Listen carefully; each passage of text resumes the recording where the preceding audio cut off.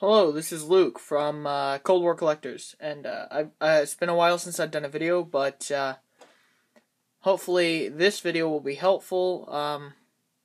And I don't know how long it's going to be. I might do it in parts, depending on how long this one is. I might just do it in one video. We'll see. I'm sure it'll take more than one video, but you never know.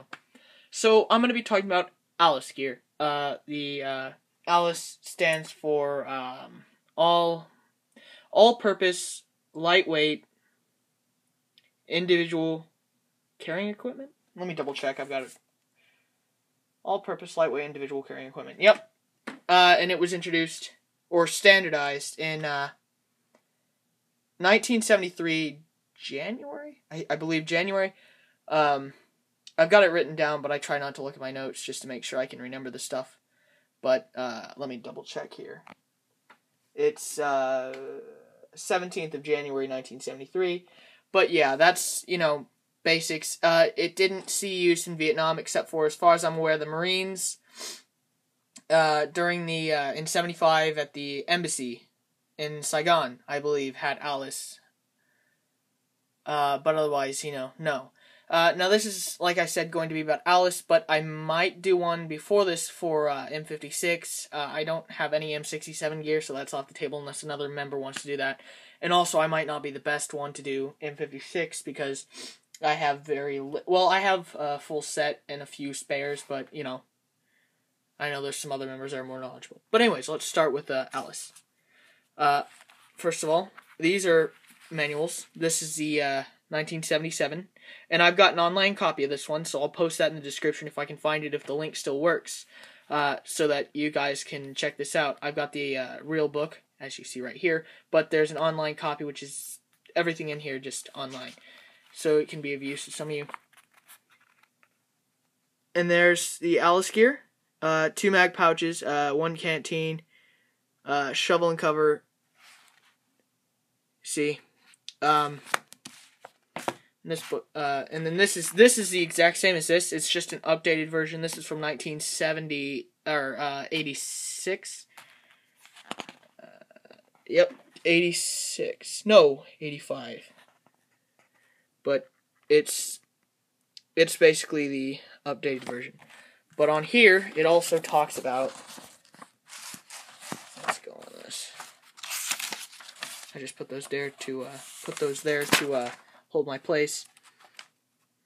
Talks about it, and it shows it. Now let me just say that this setup, 1 canteen, the entrenching tool, the 2 ammo pouches, all this setup is not very commonly seen. They rarely carry the entrenching tool on the belt, and they usually carry 2 canteens. Not always, but usually. But it just goes into the components. But I'm going to show you all of that here.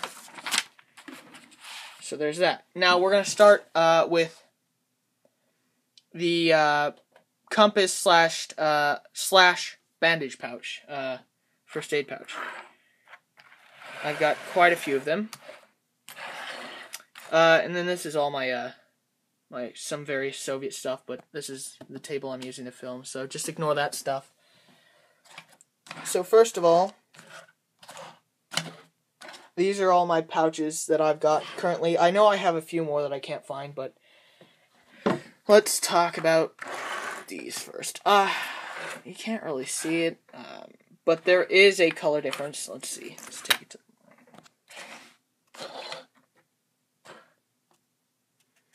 This and this are like a lighter greenish color, or yeah, whereas these are more of a, yeah, that's good, you can see that well. And then there's this kind of a more, I don't know, greener, I don't know how to explain that, but these are the modern. This is a shade. This shade of green is more of a modern, I believe mid-90s on up, whereas this shade, which is what most of mine are, well, 4 of mine are and the other 2 are not, this is 70s and 80s.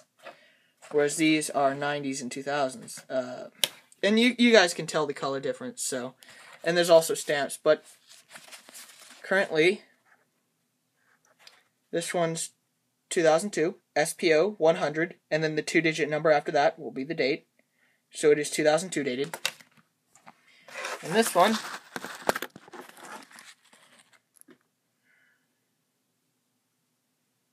SPO 100. Oh, what is that number? 04, I think. You won't be able to see it, but it looks like 04, but either way, it is not 80s. So I just want to show you the difference in shade. I've also got a modern ammo pouch that I'll show you the difference in as well. But I mean, they're the exact same, except for the shade. So if you're doing 80s, watch out for these. These are more common. You'll see these more, but those are the ones you'll want to be going after. Now, I'll go on to bandages afterwards, but first of all, back to the pouches. These pouches are basically an update on the M56 pouch. They're canvas, and then they went from that to M67, and then from that to this. The M67 pouches are basically the same as these, minor differences, but, you know, this is, yeah, these were used to carry a bandage or a compass.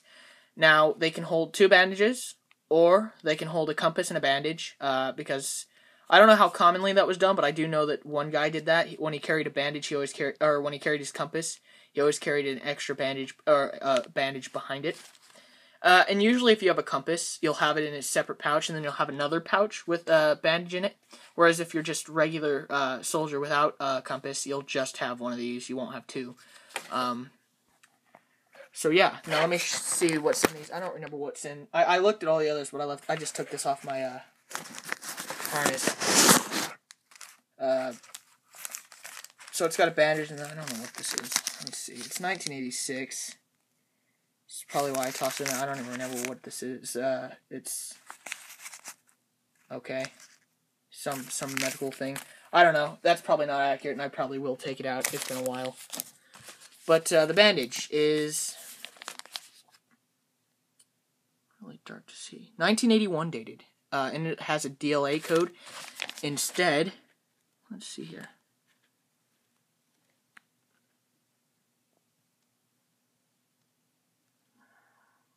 Well, you're not going to be able to see it.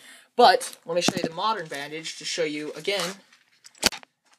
These are, oops, dropped one. Modern. These are both 2003 dated. And they are a lighter color. Lighter, and they're more of a square box, more harder than this is soft, and it's not got that square shape. So, yeah, that's 1981 dated. And I just had that, and then I had that, whatchamacallit thing, bandage thing. So let's go to, here's another modern one. Ignore those. Now let's open another one. This is my other 80s, another 80s one. Well, on this one you can't read the date on, because there's, like, you can't read the stamp. And same on this one. Can't read the stamp. A lot of times they're gone. Oh, this is a cool one. What I have here is I have another 80s bandage. And let me see what that's dated, because you won't be able to see it again. Probably, but I'll try to show you anyway. It's 1982.